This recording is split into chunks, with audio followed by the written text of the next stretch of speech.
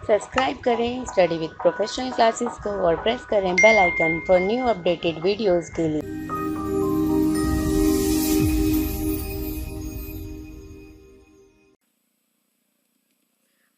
अब हम नेक्स्ट यहाँ पर देखते हैं इंटरनेशनल मॉनेटरी फंड यानी IMF। International monetary fund was created on 27 December 1945। अब जो ब्रिटेन वुड कॉन्फ्रेंस है, ब्रिटेन वुड कॉन्फ्रेंस जो कि USA में हुई थी आफ्टर सेकेंड वर्ल्ड वॉर के बाद जो ब्रिटेन वुड में कॉन्फ्रेंस हुई थी उसमें ये डिसाइड किया गया कि दो बॉडीज सेटअप की जाएंगी, ठीक है, एक IMF और दूसरी IBRD, ठीक है। तो दो बॉडीज जो है सेटअप की जाएंगी। अब ये दोनों बॉडीज जब सेटअप की जाएंगी तो ये मीटिंग जो हुई थी 1944 में हुई थी, 1944 में। लेकिन अब ये जैसे ही हमने बात करी, अब मीटिंग हो रही है, तो ऐसा तो नहीं होता ना कि इतने बड़े बड़े इंस्टीट्यूशन बनाने तो कि आज ही बन जाएंगे, नहीं, उसमें टाइम लगता है। तो टाइम जो है, अब जो IMF जब बना तो ये बना 1945 में। It is also known as the fund. अब इसे हम फंड के तौर पे जानते हैं क्योंकि ये कंट्री को फंड प्रोवाइड करती है, ये बैंक नहीं है। इंटरनेशनल मॉनेटरी फंड ये क्या करती है, कंट्रीज को फंड प्रोवाइड करती हैं। It is an international financial institution created to promote international monetary cooperation, facilitate international trade, foster sustainable economic growth, make resource available to member experiencing balance of payment difficulties। ठीक है, तो basically जब IMF की बात हुई थी, IMF की body setup की गई थी, वो इसलिए की गई थी कि कंट्रीज जो वर्ल्ड वॉर 2 के बाद क्या हो रहा था, बहुत सारी कंट्री जो है वो प्रोडक्शन नहीं कर पा रही थी और वो इंपोर्ट क्या कर रही थी, ज़्यादा से ज़्यादा इंपोर्ट कर रही थी और एक्सपोर्ट वो नहीं कर पा रही थी, जिस वजह से उनका जो है बैलेंस ऑफ पेमेंट क्या हो गया था, नेगेटिव में चला गया था। अब वो बैलेंस ऑफ नेगेटिव में जो चला गया है तो उसको वापस किस तरीके से जो प्रॉब्लम डिफिकल्टीज जो हो रही हैं उसको कैसे सॉल्व किया जा सके, उस कंट्री का बैलेंस ऑफ पेमेंट कैसे ठीक हो, इस पर काम करती है हमारी IMF यानी इंटरनेशनल मॉनेटरी फंड। तो इंटरनेशनल मॉनेटरी फंड किस पे वर्क करती है, हमारी बैलेंस ऑफ पेमेंट पे वर्क करती है। जो भी कंट्री बैलेंस ऑफ पेमेंट की डिफिकल्टी को फेस करती हैं उन कंट्रीज को ये फंड प्रोवाइड करता है।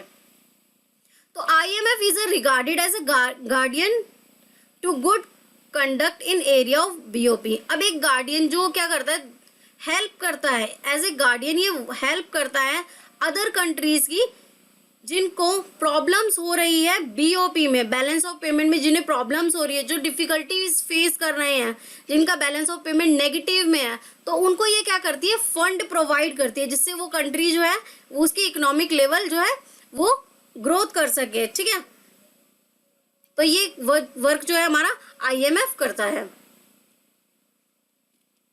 अब इंटरनेशनल मॉनेटरी फंड यानी IMF इस्टेब्लिश हुआ था दिसंबर 27, 1945 को। इसके अब जो है 190 मेंबर कंट्रीज हैं, ठीक है। इसमें जो है एक मेंबर कंट्री जो है ऐड हुई है, पहले 189 थी, पहले जो इसकी मेंबर कंट्री थी वो 189 थी, लेकिन अब इसमें एक मेंबर कंट्री जो है ऐड हो गई है, इसलिए यहाँ पर अब कितनी हो गई हैं, 190 मेंबर कंट्री हो गई हैं, ठीक है। रिसेंटली जो ऐड हुई है वो है एंडोरा, ये अक्टूबर 16, 2020 में ऐड हुई है। ये बेसिकली आपको पता होना चाहिए करंट अफेयर, ठीक है। तो एग्जाम में पूछ लिया जाता है कि कितनी मेंबर कंट्री IMF में है, तो IMF में अब जो है 190 कंट्री हैं। मैनेजिंग डायरेक्टर जो है क्रिस्टला जॉर्जवी है और इसका हेडक्वार्टर जो है वॉशिंगटन DC US में है, क्योंकि यहीं पर यहाँ पर जो है मीटिंग हुई थी तो यहाँ पर इसका हेडक्वार्टर है। चीफ इकोनॉमिस्ट जो है वो है गीता गोपीनाथ, ये गीता गोपीनाथ की जो है इमेज है। मेन ऑर्गन है बोर्ड ऑफ गवर्नर्स और पेरेंट ऑर्गेनाइजेशन है यूनाइटेड नेशन, ठीक है। द करंट मैनेजिंग डायरेक्टर जो है and chair women of the IMF जो है क्रिस्टला जॉर्जगिव है, who has held for the post since 1 अक्टूबर 2019। ये है हमारी क्रिस्टला जॉर्जवेव जिनकी ये पिक्चर है, ठीक है। तो ये कुछ इन्फॉर्मेशन थी हमारी IMF के बारे में कि कब इस्टेब्लिश हुआ, इसके मेंबर्स कौन कौन से हैं, ठीक है, कौन अभी जो है इसका हेडक्वार्टर कहाँ पर है, चीफ इकोनॉमिक्स कौन है, एग्जाम में ये क्वेश्चन पूछ लिए जाते हैं। अब आईएमएफ के क्या क्या ऑब्जेक्टिव है कि किस तरीके से जो है आईएमएफ वर्क करता है। तो ये बेसिकली जब हम आईएमएफ की बात करते हैं तो ये किस पे काम करता है, बीओपी पे काम करता है। जहां पर भी जो भी कंट्री बीओपी में डिफिकल्टी फेस कर रही है उन कंट्रीज को ये क्या करता है, फंड प्रोवाइड करता है। तो monetary to corporation monetary provide करता है, मॉनेटरी फंड प्रोवाइड करता है, ensure exchange stability, balance growth of trade, eliminate exchange control, multilateral trade and payment, balance growth, correction of BOP, मेला adjustment, promotion investment of capital. तो देखो monetary corporation जो भी monetary से रिलेटेड जो भी कॉर्पोरेशन की जो नीड है उसको फुलफिल करता है और क्या करता है, एक्सचेंज की स्टेबिलिटी को भी इंश्योर करता है कि जो अमाउंट है वो प्रॉपर एक्सचेंज स्टेबिलिटी हो उसकी, ठीक है। बैलेंस ग्रोथ ऑफ ट्रेड, जो बैलेंस जो ट्रेड हो रहा है वो किस तरीके से उसमें सजेशन देना है, ठीक है, उसमें ग्रोथ कैसी हो रही है। एलिमिनेट एक्सचेंज कंट्रोल, जो भी एक्सचेंज हो रहा है उस पर कंट्रोल, और जो ट्रेड है जो बीओपी में जो ट्रेड जो पेमेंट्स है उसको भी यहाँ पर देखा जाता है। बैलेंस ग्रोथ देखा जाता है कि किस तरीके से कंट्री ग्रोथ कर रही है और ग्रोथ में अगर उसको कुछ प्रॉब्लम हो रही है तो एडवाइस भी ये देता है, ठीक है। और अगर बीओपी में जो है डिफिकल्टीज फेस कर रहे हैं तो उसको भी यहाँ पर ये उसको फंड के द्वारा उसको ठीक करने की कोशिश करता है। और ये प्रमोट करता है, इन्वेस्टमेंट ऑफ कैपिटल को प्रमोट भी करता है। तो ये हमारे ऑब्जेक्टिव ऑफ आईएमएफ थे। अब इसके क्या क्या फंक्शंस हैं कि किस तरीके से जो है काम करता है। Overseeing the economics of the member country, तो ये देखता है कंट्रीज को कि क्या क्या प्रॉब्लम्स जो है बीओपी में फेस करनी पड़ रही हैं और उस अकॉर्डिंग उसको एडवाइस भी देता है कि आप इस तरीके से काम करें, यही करें, ठीक है। तो ये क्या करता है, ओवरसीइंग करता है economics of the member country. Lending the countries with the BOP issues, अगर बीओपी का किसी कंट्री को इशू है तो क्या करता है, लैंडिंग यानी फंड भी प्रोवाइड करता है, ठीक है, लोन भी प्रोवाइड करता है, लैंडिंग भी देता है हर कंट्री को जिसको बीओपी का इशू है। Offering technical assistance to its member country, technical assistant चाहिए या एडवाइस चाहिए तो वो भी क्या करता है, प्रोवाइड करता है जिनको प्रॉब्लम फेस हो रही है। तो ये सारी निगरानी करता है जिस कंट्री को जो भी इश्यूज होते हैं उन इश्यूज को भी ये उसके बारे में उसके रिगार्डिंग भी ये एडवाइस करता है आईएमएफ। अब आईएमएफ कोटाज बेसिकली होता क्या है, अगर अभी जो है हमारी आईएमएफ में है 190 मेंबर कंट्रीज हैं। अब अगर कोई कंट्री आईएमएफ में एंटर होना चाहती है तो वो किस तरीके से एंटर होगी और उसे अगर जो फंड मिलेगा वो कैसे मिलेगा, तो इसके लिए एक कोटा बनाया गया। अब ये कोटा जो बना है वो कैसे बना है कि एक कंट्री की जीडीपी कितनी है, जीडीपी के अकॉर्डिंग, ठीक है, एक फॉर्मूला के थ्रू क्या करा जाता है, निकाला जाता है कि एक कंट्री की इकोनॉमिक लेवल पे उसकी कितनी परसेंटेज है, यानी वो कितना कोटा डिसाइड किया जाता है कि इतने कोटा पे ही आपको जो है इतना अमाउंट आपको एंटर फीस देनी है, ठीक है, और उतना ही अमाउंट आपको क्या होगा, लोन के रूप में प्रोवाइड होगा। तो कोटा ये बताता है कि आपको इतना परसेंटेज अमाउंट लेकर आना है और इतना परसेंटेज आपको अमाउंट जो है वो मिलेगा अगर आपको बीओपी में प्रॉब्लम फेस होती है, ठीक है। तो the IMF is a quota based institution. Quotas are building blocks of IMF financial and governance structure. An individual member country quota broadly reflect it relative position in the world economic. तो वो उसकी position देखी जाती है, एक country की क्या position है, उस पोजीशन के अकॉर्डिंग हर एक कंट्री का एक कोटा बनता है। उस कोटा के अकॉर्डिंग उसे क्या करता है, उस कोटा के अकॉर्डिंग उसे SDR या वोटिंग राइट्स उसके अकॉर्डिंग वो अमाउंट वो कंट्रीब्यूट करेगा IMF में। तो ये सब कुछ किससे डिसाइड होता है, ये सब डिसाइड होता है उसके कोटा से, ठीक है। तो quotas are denominated in special drawing rights the IMF units of the account, ठीक है। When a country join the IMF it is assigned an initially quota in the same range as the quotas as existing member of broadly comparable economic size and characteristics. तो मैंने अभी आपको यही बताया कि एक कंट्री की इकोनॉमिक लेवल क्या है उसके अकॉर्डिंग वो कोटा डिसाइड होता है और कोटा के अकॉर्डिंग ही IMF में उसे उस पोर्शन पे या उतनी परसेंटेज उसको वोटिंग राइट्स, ठीक है, SDR ये सब कुछ उसी के अकॉर्डिंग मिलता है जितना उसका कोटा होता है। तो the IMF uses a quota formula to help assess the member relative position. तो ये एक फॉर्मूला है, कोटा फॉर्मूला। फॉर्मूले के थ्रू निकाला जाता है कि एक कंट्री की जो है इतनी परसेंटेज जो है आईएमएफ में होगी, तो ये कोटा के थ्रू जो है निकाला जाता है। तो देखते हैं हम यहाँ पर कोटा का फॉर्मूला। तो कोटा का formula, the quota formula is used to help assess member the relative position in the world economic. It can be play a role of guidance and distributing to quota increase. The current formula was agreed 2008, ठीक है, 2008 के according. अब ये the way a weighted average of GDP की देखी जाती है, GDP की वेट 50%, ठीक है, जीडीपी की देखा जाता है कि एक कंट्री की जीडीपी कितनी है, उसकी 50%। ओपननेस यानी कि ट्रेड में वो कैसा कर रहा है, इंपोर्ट एक्सपोर्ट, ठीक है, ट्रेड के अकॉर्डिंग उसकी 30%। इकोनॉमिक वेरिएबिलिटी यानी अगर कुछ इकोनॉमिक क्राइसिस होते हैं तो वो कितना उसको झेल सकती है, दैट इज 15%। इंटरनेशनल रिजर्व्स कितने हैं, 5%। तो इस तरीके से ये पूरा फॉर्मूला जो है लगाया जाता है। उसके बाद एक कंट्री का कोटा डिसाइड होता है कि इस कंट्री का इतना कोटा होगा आईएमएफ में, ठीक है, आईएमएफ में इतना कोटा होगा, इस फॉर्मूले के थ्रू निकाला जाता है।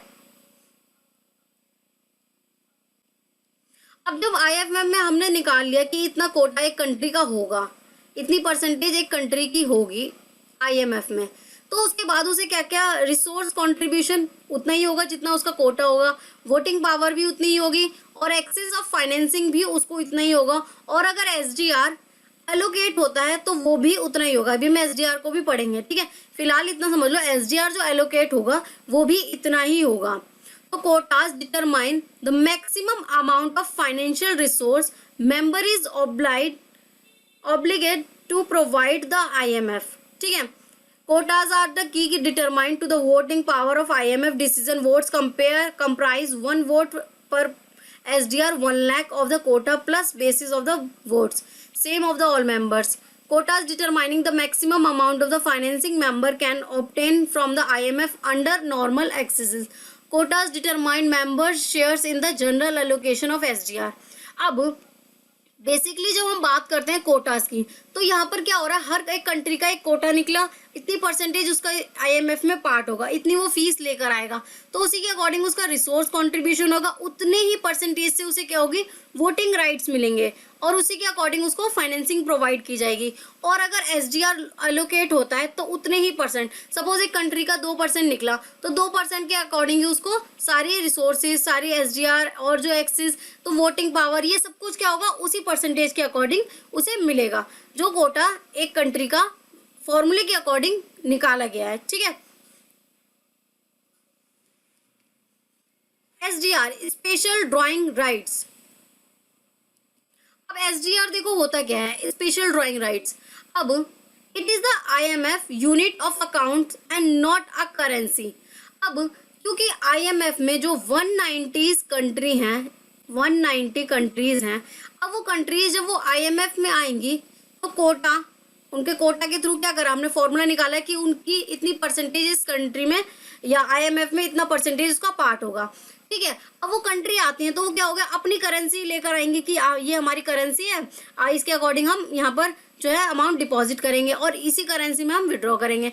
तो अब इतनी सारी करेंसी होगी तो कितनी सारी दिक्कत हो जाएगी, तो ऐसा ना हो इसके लिए एसडीआर आया। तो एसडीआर किसके लिए आया, करेंसी की प्रॉब्लम को सॉल्व करने के लिए, ठीक है। अब जब एसडीआर आया स्पेशल ड्राइंग राइट, तो एसडीआर एक करेंसी नहीं है, ये क्या है, एक पेपर गोल्ड। देखो यहाँ पर इमेज भी दिख रही होगी एसडीआर की, ठीक है। तो it is the IMF unit of account and not a currency. The main motive of IMF is to provide economic assistant to its member country for eliminating adverse BOP. अब जो हम बात करते हैं आईएमएफ, तो बेसिकली आईएमएफ हेल्प किसकी करता है, आईएमएफ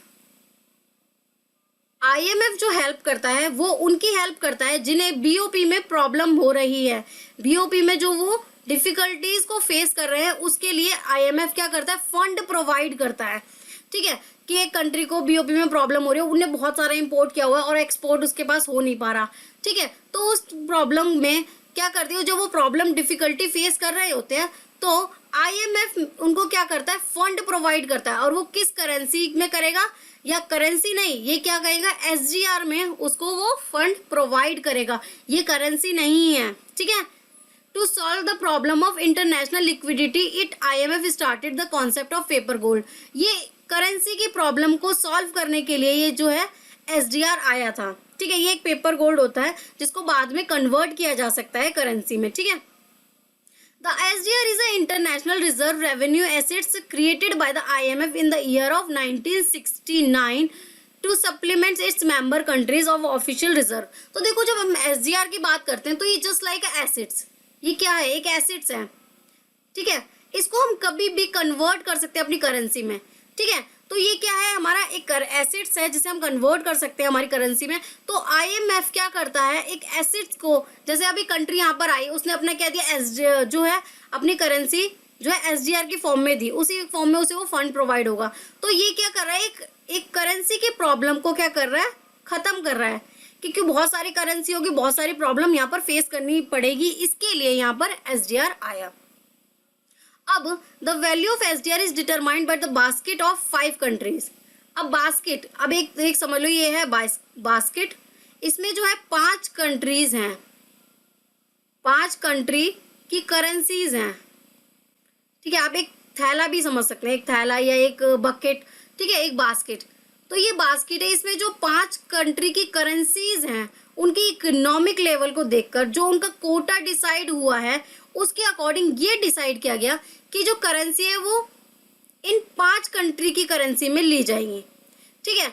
फर्स्ट है यूएस डॉलर, इसका जो परसेंटेज डिसाइड हुआ कि कितनी वेटेज दी जाएगी, तो ये है 41.73%, जापानीज येन को 8.33%, यूरो को 30.93%, ब्रिटिश पाउंड को 8.09%।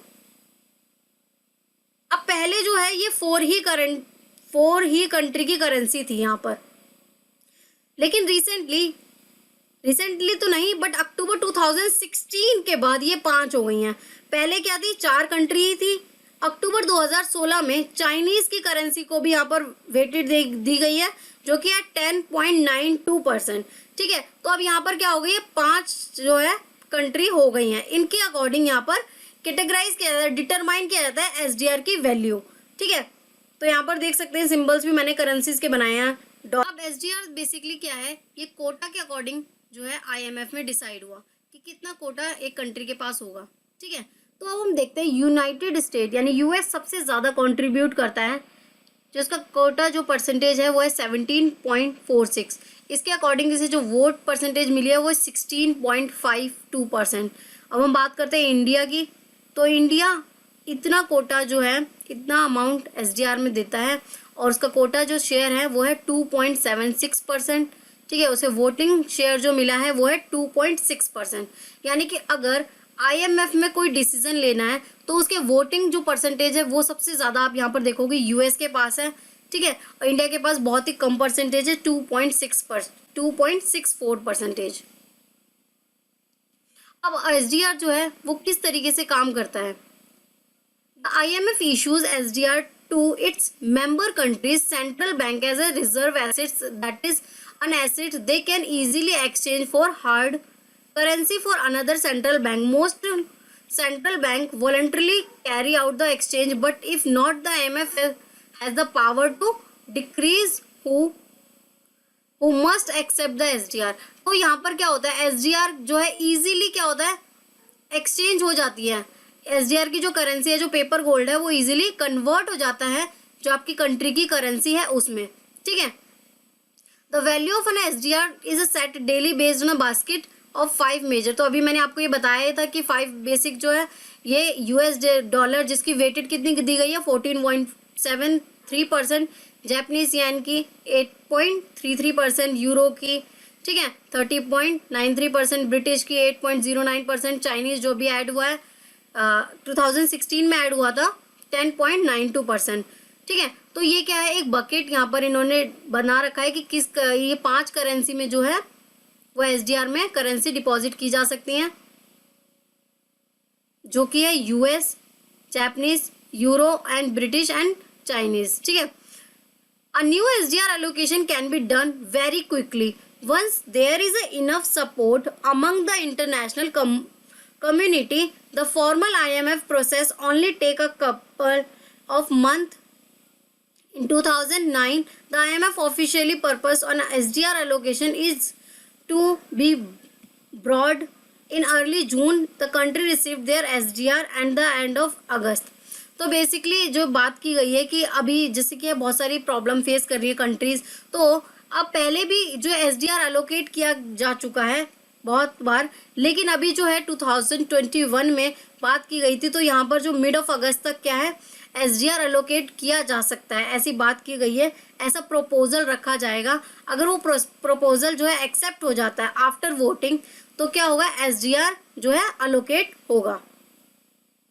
Who will be benefit of the most? Since SDR are allocated pro rata in relation to a country IMF quotas, the distribution is heavily skewed toward the bigger and richer country that arguably have the least need for in it. अब basically हम बात करें तो SDR Kota यानी कि एक economic level के according बनता है, ठीक है। तो अब देखा जाए बहुत सारी जो डेवलप कंट्री हैं उनकी और ये झुकता है, क्योंकि उनके पास जो है वो ज़्यादा कोटा है। अब हम यूएस की बात करें तो यूएस एक डेवलप कंट्री है, लेकिन उसके पास जो है सबसे ज़्यादा कोटा है। तो यानी कि अगर SDR एलोकेट होता है तो उसकी परसेंटेज, क्योंकि यूएस सबसे ज़्यादा कंट्रीब्यूट करता है, उसके पास कोटा सबसे ज़्यादा है, तो उस अकॉर्डिंग SDR की सबसे ज़्यादा जो अमाउंट है वो यूएस के पास जाता है, जो उसको ज़रूरत भी नहीं है। ज़रूरत किन कंट्रीज़ को है, जो ज़्यादा पुअर हैं, जो अंडर डेवलप है और डेवलपिंग है, उन कंट्रियों को जो है ज़्यादा ज़रूरत है। लेकिन इसका जो है ज़्यादा से ज़्यादा बेनिफिट किसे मिल रहा है, डेवलप कंट्री को मिल रहा है। तो ये एक जो है नेगेटिव पॉइंट भी हो सकता है, ठीक है। लेकिन जो SDR का सबसे ज़्यादा बेनिफिट हो रहा है वो डेवलपिंग कंट्री को हो रहा है, अगर हम बेनिफिट की बात करें। और जिन्हें नहीं हो रहा वो है अंडर डेवलप और डेवलपिंग कंट्री, क्योंकि उनका कोटा सिस्टम में कोटा जो है वो बहुत कम परसेंटेज होता है, ठीक है, क्योंकि उनके पास जो है परसेंटेज कम होता है। अब SDR allocation, an SDR allocation is the low cost way of adding to member international reserves, ठीक है। This help member to reduce their reliance on more expensive domestic और external debt for building reserves। अब basically बहुत सारी जो problems होती हैं उसमें क्या करती है IMF SDR एलोकेट करती है, ठीक है, जिससे जो कंट्रीज प्रॉब्लम फेस कर रही हैं उनसे वो क्या कर सके, उन प्रॉब्लम को सॉल्व कर सके। तो वो क्या करती है, SDR को एलोकेट करती है। अब SDR एलोकेशन जो है वो पहले भी कई बार कर चुकी है। तो 1970 में इतने बिलियंस, 1979 से 81 तक इतने बिलियन, 2019 में, ठीक है, 2019 में जो SDR बिलियंस में हुआ था इतना हुआ था, ठीक है। लेकिन अभी बात कर रहे हैं 2021 की, क्योंकि कोविड-19 जो है, कोविड-19 की वजह से बहुत सारी कंट्रीज जो हैं बहुत सारी सफ़र कर रही हैं कोविड-19 की वजह से। तो अब SDR एलोकेशन की बात हो रही है, SDR एलोकेशन की बात हो रही है, और कहा जा रहा है कि मिड ऑफ अगस्त में ये क्या होगा, ये डिस्ट्रीब्यूट हो सकता है। इसका प्रपोजल जो है जून में रखा जाएगा, और जो बात हो रही है वो हो रही है 650 बिलियंस की, 650 बिलियंस की, कि इसको रिजर्व रखा जाए, एलोकेट किया जा सके कंट्रीज़ में, जिससे वो अपने BOP में जो प्रॉब्लम फेस कर रहे हैं, जो भी उनकी दिक्कतें आ रही है, उन प्रॉब्लम को वो सॉल्व कर सके। Will distribute special right drawing to member countries by August. तो देखो अभी जो है IMF की जो MD है उन्होंने कहा है, IMF managing director Kristalina Georgieva ने क्या कहा है, said she is confident the financial organisation will distribute a new allocation of special drawing right to member countries by mid of August. मतलब मिड ऑफ अगस्त में ये डिस्ट्रीब्यूट किया जा सकता है, वो इस चीज़ को लेकर कॉन्फिडेंस है और उन्होंने ये बात रखी है। The IMF membership has agreed to support a new SDR allocation of $650 billion, the largest in the history of IMF। अब हम बात करें तो ये हिस्ट्री में सबसे ज़्यादा लार्जेस्ट अमाउंट होगा। अब तक इतना बड़ा अमाउंट जो है डिस्ट्रीब्यूट नहीं किया गया। जॉर्जेव said she has committed by the end of June, वो उन्होंने कमिट किया है कि end of the June to make a proposal, वो प्रपोजल बनाएंगी to new SDR allocation to the IMF board of director. वो IMF बोर्ड ऑफ डायरेक्टर के आगे एक प्रपोजल बनाएंगे, ठीक है। Once the proposal is approved, वो प्रपोजल अप्रूव्ड होने के बाद it will be submitted to the IMF board of the governor for final vote, ठीक है। जब वो जो है अप्रूवल सबमिट हो जाएगा, उसके बाद फाइनल वोटिंग होगी, उसके बाद डिसाइड होगा कि ये डिस्ट्रीब्यूट करना चाहिए कि नहीं करना चाहिए। क्योंकि अभी ये बात हो रही है 2021 की, अब हम बात करते हैं 2020 की, 2020 की। तो 2020 में भी ऐसा सोचा गया था कि SDR को जो है अलोकेशन की जाए, जो जिसमें जो अमाउंट था हमारा $500 बिलियन था, ठीक है, $500 बिलियन था। लेकिन क्योंकि जब वोटिंग हुई तो वोटिंग के बाद USA और इंडिया ने इसको मना कर दिया कि ऐसा नहीं होना चाहिए, ऐसे जो डिस्ट्रीब्यूशन नहीं होना चाहिए। क्योंकि जो रीज़न दिए गए थे वो ये दिया गया था कि SDR अगर एलोकेट होता है जो कोटा सिस्टम के अकॉर्डिंग, तो सारी डेवलप कंट्रीज़ को जो है ज़्यादा अमाउंट मिल रहा है, और जिन्हें नीड है, रियली नीड है, उनको जो है वो कम अमाउंट मिल रहा है, यानी अंडर डेवलप और डेवलपिंग कंट्रीज़ को कम अमाउंट मिल रहा है। तो ये कुछ सजेशन या कुछ पॉइंट रखकर इसको कैंसिल कर दिया गया था। लेकिन अब 2021 में, जो कि जून में, ऐसा जो है मैनेजिंग डायरेक्टर ने जो है कॉन्फिडेंसली बोला है कि हम इस तरीके से एक जो है प्रपोजल बनाएंगे जो जून में बनाएंगे और मिड ऑफ अगस्त तक डिस्ट्रीब्यूट किया जा सकता है। सो फ्रेंड्स, वीडियो अच्छी लगी हो तो वीडियो को लाइक करें, चैनल को अभी सब्सक्राइब करें और अपने फ्रेंड्स के साथ शेयर करना ना भूलें। आप हमें Telegram group, Facebook page, Instagram और हमारे ब्लॉगर पे भी फॉलो कर सकते हैं, जिसका लिंक मैं डिस्क्रिप्शन में दे दूंगी। तो यूनिट 1 की ये थी बुलेट 7, बुलेट 6 तक आप प्ले लिस्ट में जाकर देख सकते हैं।